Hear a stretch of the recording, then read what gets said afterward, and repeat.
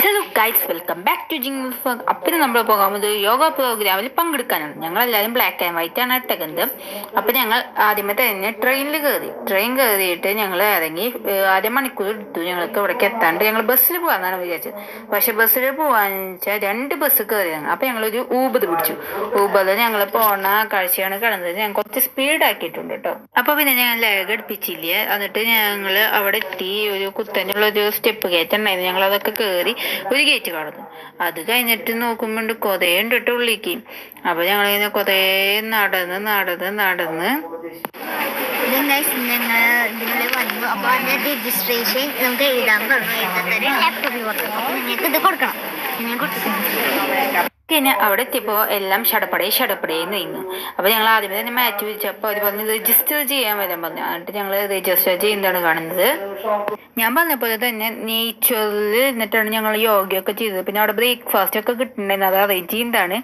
പിന്നെ അവിടെ കുറെ ഡാൻസ് പരിപാടികളൊക്കെ ഉണ്ടായിരുന്നു. ഭരതനാട്യം ഇന്ത്യൻ അക്കാഡമിയിലാണ് ഞങ്ങൾ വന്നത്. അതൊക്കെ കണ്ടിട്ട് പോയോ കേട്ടോ.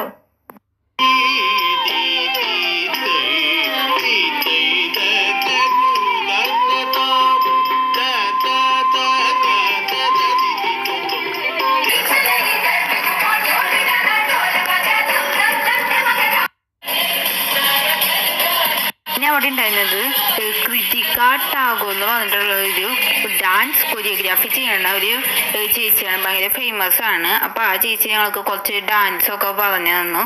അപ്പൊ അതൊക്കെ കണ്ടിട്ട് പോയോട്ടെ നിങ്ങള്.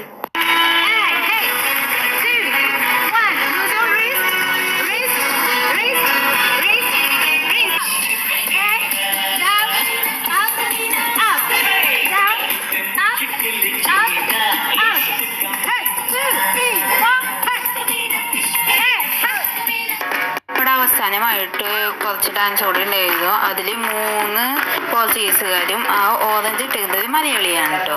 അങ്ങനെ മലയാളികളൊക്കെ അവിടെ കുറേ ഉണ്ടായിരുന്നു. ഒക്കെ ഫുൾ നമ്മുടെ വൈബായിരുന്നു. അപ്പൊ അത് കണ്ടിട്ട് പോയിട്ടാ.